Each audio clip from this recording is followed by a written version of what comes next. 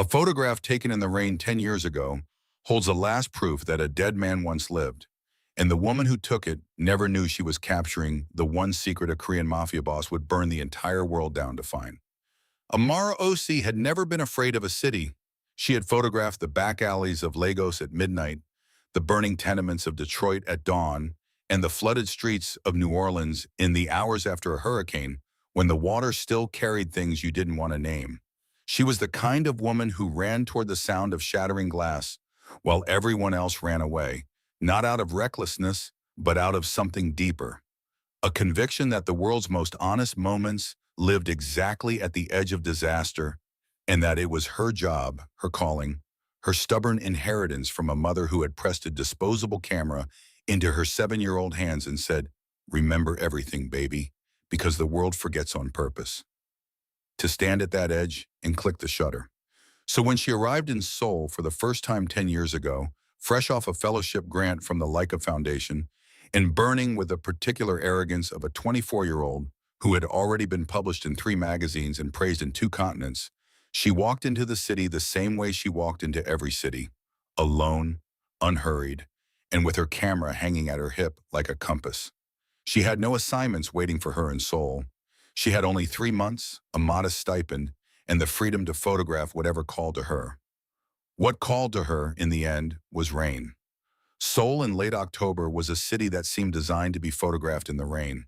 The neon signs bleeding their colors down the wet pavement.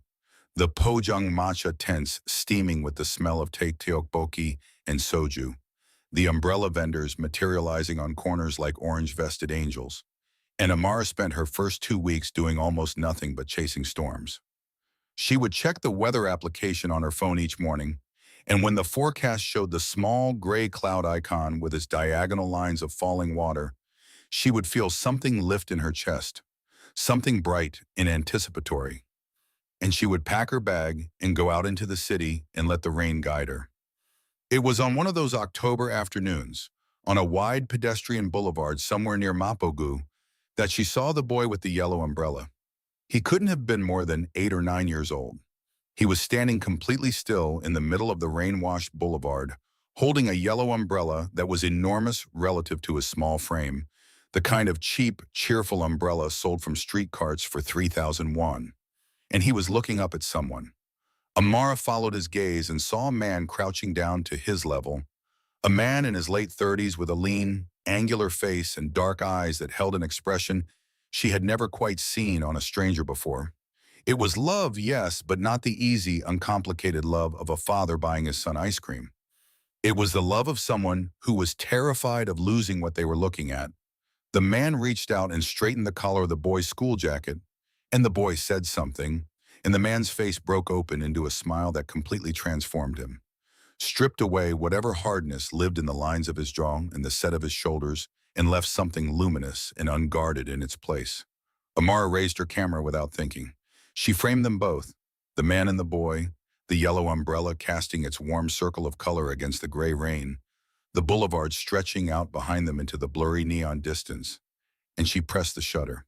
The click was swallowed by the sound of rain. Neither of them noticed her. She walked on. She forgot about the photograph almost immediately, the way photographers forget most of their frames. They exist in the muscle memory of the shutter finger, but not in the conscious mind, not until the contact sheet comes back from the developer and you find yourself confronted with an image you don't fully remember taking. When Amara developed her soul rolls back in her Brooklyn apartment that December, she spent a long time looking at that particular frame.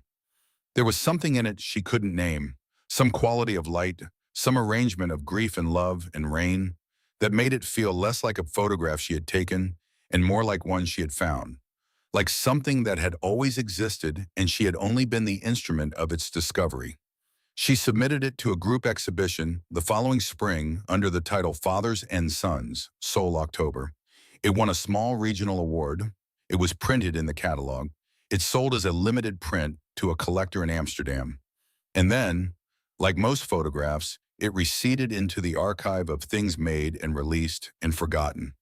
A 10-year-old ghost sleeping in an acid bomb, free sleeve in a flat file drawer in her bedside studio, entirely unaware that somewhere in Seoul, A man had been looking for it ever since the night everything he loved was taken away from him. His name was Jang Hyun-woo, and if you asked anyone in the three districts of Seoul that mattered, and by mattered, they meant the districts where debts were collected in silence and agreements were honored because the alternative was worse than any court could manage. They would tell you that he was not a man you tracked down. He was the man who did the tracking. He had been running the Chongpa organization for 6 years, inheriting it from his uncle the way most men inherit bad furniture, unwillingly, with the full understanding that it was now yours and you had better learn to live with it, and that the moment you showed weakness was the moment it crushed you. He had not shown weakness. In 6 years, he had expanded the organization's legitimate holdings to include 4 construction companies, a chain of private security firms, and a real estate portfolio worth enough that the lawyers who managed it had stopped asking questions about the origin of the initial capital. He was not the kind of boss who appeared in newspaper stories or on prosecutors' watch lists. He was the kind of boss who made prosecutors go quiet, not through threats, but through the more durable currency of favors owed. He wore Navy suits because his mother had once told him that Navy suits made a man look trustworthy without looking soft. He did not smile often in public. He did not explain himself. And for 6 years, he had employed on a private and entirely off-the-books basis a rotating team of 3 researchers whose only job was to find a single photograph. He had not told them why. He had given them only what he knew, that it had been taken somewhere in Mapogu in late October, approximately 10 years ago, by a foreign photographer, possibly American, possibly a woman, that the photograph showed a man and a child, that the man in the photograph was dead and the child was gone, and that somewhere in the background of that image, if you knew what you were looking for, was the only piece of evidence that could prove what had been done to them, and by whom. The researchers had tried everything. They had worked through photography archives and exhibition databases and stock image libraries. They had contacted festival catalogs and gallerists and collectors. They had run reverse image searches and consulted with a forensic imaging specialist who worked for a government agency that officially didn't exist. For 6 years, they had found nothing. And then, 3 weeks ago, a junior associate named Park had been scrolling through an online auction listing for a private photography collection being sold by an estate in Amsterdam, the estate of a Dutch collector who had died of a cardiac event the previous winter, and had seen it, small, unmistakable. The yellow umbrella, the boulevard, the man whose face Jang Hyun-woo saw every night in his sleep, because the man in that photograph was his younger brother, Jang Min-jun, who had been killed 8 months after that photograph was taken, whose death had been ruled a robbery gone wrong, whose killer had never been found, because the killer was not the kind of man who got found. The killer was the kind of man who sat at the head of tables and gave orders and wore his own Navy suits and had, for a decade, sat across the figurative table from Hyun-woo at every significant negotiation in the Seoul underworld, and smiled and said nothing. The child in the photograph was Min-jun's son, Hyun-woo's nephew, a boy named Jang So-jun, who had been 9 years old when his father was killed and who had disappeared into the child welfare system in the months afterward, bounced through 3 different institutions before vanishing from the official record entirely, a disappearance that Hyun-woo had always believed was not accidental. The photograph, if enhanced and analyzed correctly, showed something in the background that no one else would notice. A partial license plate on a black vehicle parked at the far edge of the boulevard, a vehicle registered to a shell company. A shell company whose ownership, if you traced it through 4 layers of incorporation, led back to one man who was still very much alive. One man who had been careful about everything except this. He had been having his brother watched on the day that a black photographer from Brooklyn had been walking through Mapogu in the rain, and his surveillance vehicle had been parked exactly where it shouldn't have been, and for 1 fraction of a second, its plate had been captured on film. Hyun-woo had looked at the auction listing for a very long time. Then he had closed his laptop, called Park into his office, and said quietly and without any particular expression, "Find me the photographer." The message had arrived through channels that shouldn't have existed. A direct email to Amara's studio address, professionally worded, claiming to be from a private collector interested in acquiring the original negative of a specific photograph from her Soul series. The email included a reproduction of the image, which surprised her because she didn't have digital copies of most of her early film work readily available online. And the image included was clearly sourced from the Amsterdam auction catalog, which meant whoever was contacting her had done real research. She almost didn't respond. She had learned to be cautious about inquiries that arrived without provenance. The photography world had its share of intellectual property disputes and aggressive collectors who believed that possession of a print entitled them to rights over the negative. And something about the specificity of the request, the fact that they wanted only this one photograph, only the original negative, made her uneasy in a way she couldn't fully articulate. But she was also curious. She had never forgotten that photograph. She had always known it was one of the best things she'd ever shot, and she had always felt a faint guilt at having taken it. Two strangers in a private moment, neither of whom had consented to being seen. She had told herself the way photographers tell themselves, that the public space is public, that the moment was beautiful and she had honored it, that the people in it would never know and therefore could not be harmed. But seeing the photograph suddenly resurrected, suddenly desired by a stranger who had gone to considerable lengths to find her, she felt the old guilt sharpen into something more like apprehension. She replied cautiously, asking for more information about the collector and the intended use of the negative. The response came within 2 hours, not another email, but a phone call from a Korean-American intermediary named Christine, who had a law firm address in Koreatown, Los Angeles, and a voice like someone who had been trained to make difficult conversations sound administrative. Christine explained that her client was a private individual with a personal connection to the photograph. She explained that the client was willing to pay significantly for the original negative and for any additional frames from the same roll. She explained that her client would prefer to meet in person if Amar was willing. And then she said something that made the apprehension in Amar's chest calcify into something colder and more specific. She said that her client's name was Jang Hyun Woo, and she said it the way you say a name that you expect the other person to recognize, a name that carries its own gravity. And Amara, who had spent 4 years photographing the intersection of organized crime and urban poverty in 3 different countries, and who had developed, as a professional survival skill, a very precise sensitivity to the specific texture of danger. Amara recognized the gravity immediately. She did 3 days of research before she agreed to the meeting. What she found was incomplete. Jang Hyun Woo was not a man with a large public footprint, but what she found was enough to confirm what Christine's careful tone had already implied. She considered refusing. She consulted with her lawyer. She called her closest friend, a photojournalist named Destiny, who had survived 2 kidnappings and a fixer's betrayal in conflict zones on 3 continents. And Destiny said, "You're going to go, aren't you?" It wasn't a question. Amar said, "He could have just taken it. He had the resources to take it. He's asking." Destiny was quiet for a moment. Then she said, "That's either the most reassuring thing you have ever said to me or the most terrifying." Amara flew to Seoul on a Thursday. The meeting had been arranged for a Friday evening at a small cafe in Mapogu. She had clocked the deliberateness of the location choice immediately. In a quiet corner booth by the rain-streaked window, she arrived 15 minutes early, ordered an Americano, and sat with her camera bag on the seat beside her and the original negative in an archival envelope in the inside pocket of her burgundy blazer, pressed against her heartbeat. She had brought it partly as a gesture of good faith and partly because she wanted to see his face when he saw it. She had been photographing faces for 15 years. She wanted to read what was in his. He arrived exactly on time, alone, which surprised her.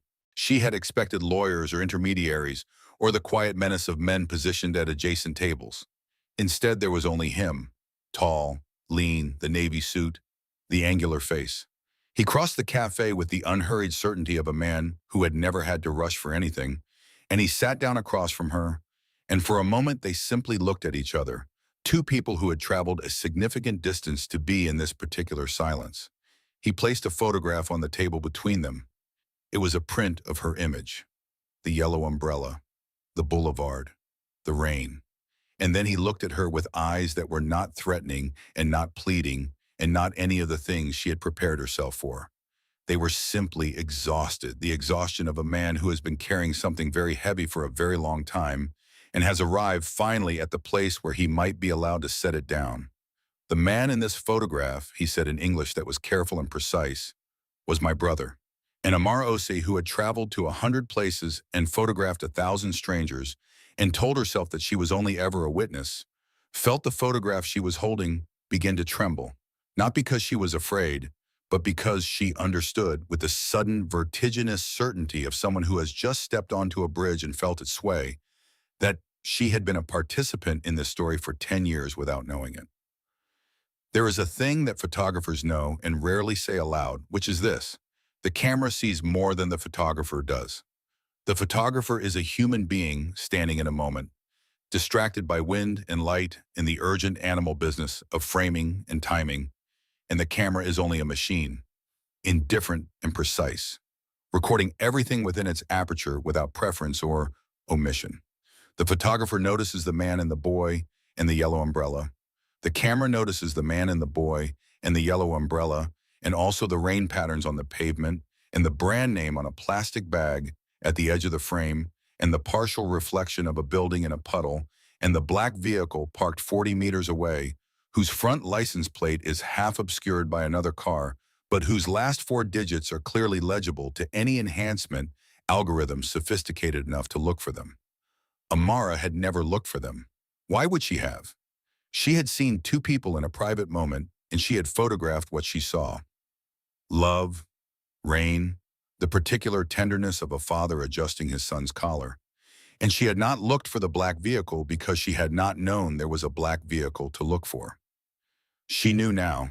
Jang Hyun-woo had brought an analyst with him, a compact, serious woman named Yoon, who waited outside the cafe until Amara agreed she could come in, and who then spent 40 minutes at the table with a laptop and a portable high-resolution scanner and the original negative that Amara had produced from the envelope inside her blazer, and who, at the end of those 40 minutes, looked across the table at Hyun-woo and gave a single nod so small and so freighted with consequence that Amara felt it in her sternum. The license plate was there, enhanced, cleaned, cross-referenced against the vehicle registry database that Yoon had clearly accessed through channels that did not require a warrant.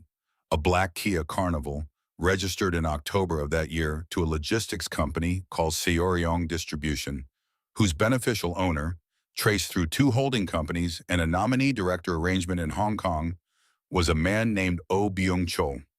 Oh Byung-chol, who was now 63 years old and the chairman of a diversified conglomerate with interests in construction, logistics, private security, and hospitality. Oh Byung-chol, who had been Jung Min-jun's employer in the months before his death, who had promoted him rapidly, who had then had him killed when Min-jun discovered that the construction subsidiary was being used to launder money connected to a series of disappearances that the Seoul Metropolitan Police had eventually stopped investigating.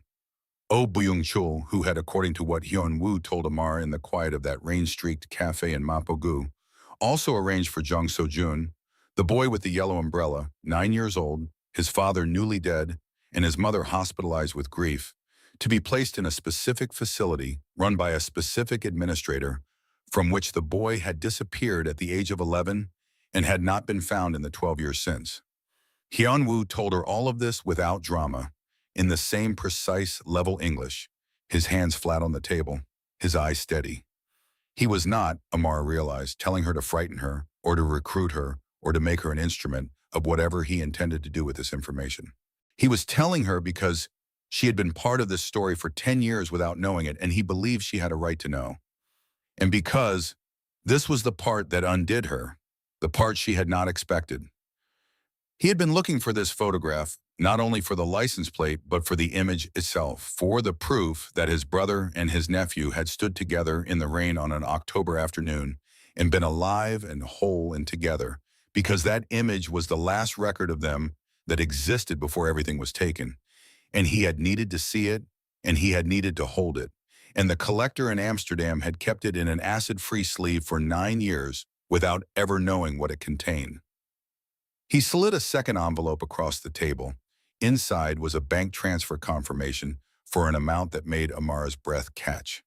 For the negative, he said, and for your time." She looked at the number. She looked at him. She looked at the photograph between them. The yellow umbrella, the rain, the man whose face was open with love, the boy who had been 9 years old and was now 21. Somewhere in the world, if he was still alive. She thought about what her mother had told her. "Remember everything, baby, because the world forgets on purpose." She pushed the envelope back across the table. "Keep the money," she said. "I want to help you find him." Hyunwoo looked at her for a long moment. Outside the cafe window, Seoul was doing what Seoul did in late October, dissolving itself in rain, neon, the ancient patient business of a city that had been burned and rebuilt so many times that it had learned to hold its history lightly, to let it live in photographs and in the memories of the people who had been there. He said, "Why, Uz?" And Amar said, "Because I took the picture. That makes me part of this." It was not, she understood, a safe thing to say. Oh Byung-chul was a powerful man, and powerful men had long reaches, and she was a photographer from Brooklyn who had walked into a moment she didn't understand and had been carrying a piece of it in her flat file drawer for a decade without knowing what it meant. But she had spent her entire professional life walking into moments she didn't fully understand and trusting that the camera, her eye, her mother's imperative to remember, had captured something true and necessary and worth the risk of having seen it. She had been right every time. She was going to be right about this. Jang Hyun-woo picked up the photograph and held it in both hands, carefully, the way you hold something irreplaceable, and looked at his brother's face for what she understood was the first time in a very long time. His expression did not break, but something in it changed, something released, like a held breath, like a door opening onto a room that has been locked for 10 years and is finally, at last, letting in light. "All right," he said quietly. "Then we find him together." The photograph had spent 10 years in the dark. Now it was going to set something in motion that 10 years of silence had tried to prevent. Some pictures are taken. Some pictures are waiting to be found. This one had always known the difference.